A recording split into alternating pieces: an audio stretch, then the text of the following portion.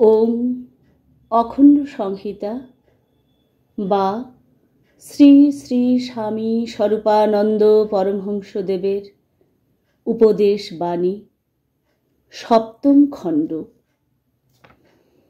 বার্ধক্যে ঈশ্বর চিন্তনই একমাত্র কর্তব্য।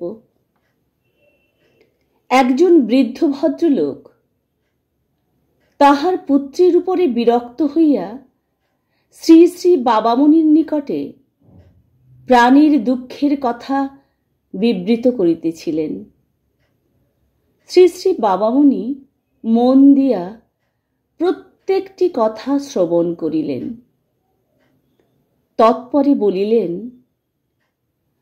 পুত্রের প্রতি নিজের যা কর্তব্য তা তো করেছেন, সে আপনার প্রতি তার কর্তব্য করছে কি না করছে সে বিষয় আর ভাববেন না। আপনি অবিরাম ভগবানের নাম করুন। পুত্রের প্রতি কর্তব্য যথেষ্ট করেছেন, এখন ভগবানের প্রতি কর্তব্য করুন।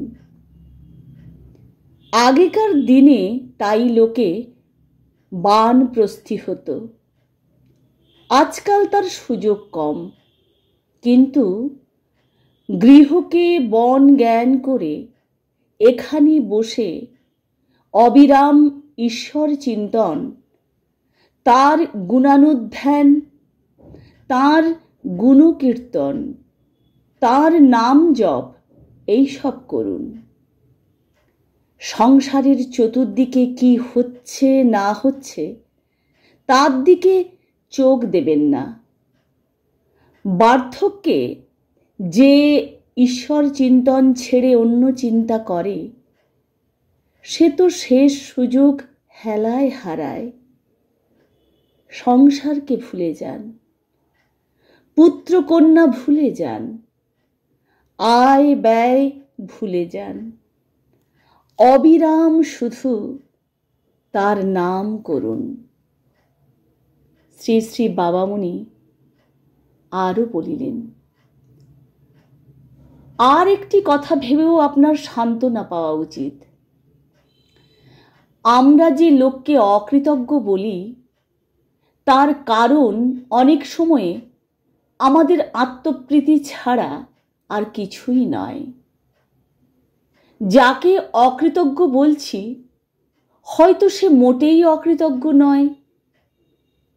সে যা করছে হয়তো আমরা তার প্রকৃত উদ্দেশ্য বুঝতে পারছি না। তার মতো অবস্থায় পড়লে আমরাও হয়তো ওই রকম ব্যবস্থা করতাম। তাকে হয়তো 10 দিকে 10 জনের মনোতুষ্টি করে চলতে হয়। তাকে হয়তো জীবনের কোনো এক মহান আদর্শের পানে ফিরে তাকাতে হয়। সকলের কুশলের জন্য যা আবশ্যক তা করতে গিয়েই সে হয়তো তার বুদ্ধির ত্রুটিতে বা অসতর্কতায় আমাদের অপ্রীতিকর কিছু করে ফেলছে। এই সব ভেবে তাকে অকৃতজ্ঞতার অভিযোগ থেকে নিষ্কৃতি দেওয়া উচিত। অকৃতজ্ঞতার চেয়ে বড় অপরাধের কল্পনা মনুষ্য চিন্তায় আসে না। তাই এত বড় অপরাধের অপবাদ কারো নামে দেওয়া উচিত নয়। আগে তো বানপ্রস্থ আশ্রম ছিল। 50 বছর পার হলেই বনে গিয়ে তপস্যা করতে হতো। তপস্যা পূর্ণ হলে সন্ন্যাসী হয়ে জীব শিক্ষায় রত হতে হতো। কিন্তু বানপ্রস্থাশ্রম উঠে গেল কেন জানেন? এর কারণ গৃহস্থের ঘোরতর সংসারের প্রতি আসক্তি। আর এক কারণ সমাজ ও পরিবার থেকে দূরে না গিয়ে সমাজ এবং পরিবারের মাঝে থেকেই নিজেদের ভগবৎ প্রীতির দৃষ্টান্ত প্রদর্শন করে তরুণদের মনে ঈশ্বরানুরাগ সৃষ্টির আবশ্যকতা।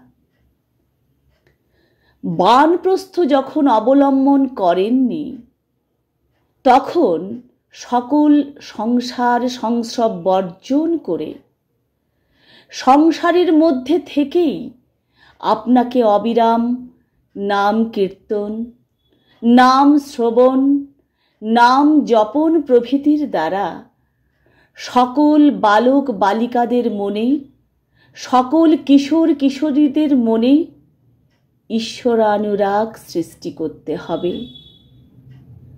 অপর সকল কর্তব্য বিস্মৃত হয়ে এই কাজটি সর্বাঙ্গ সুন্দর রূপে করুন।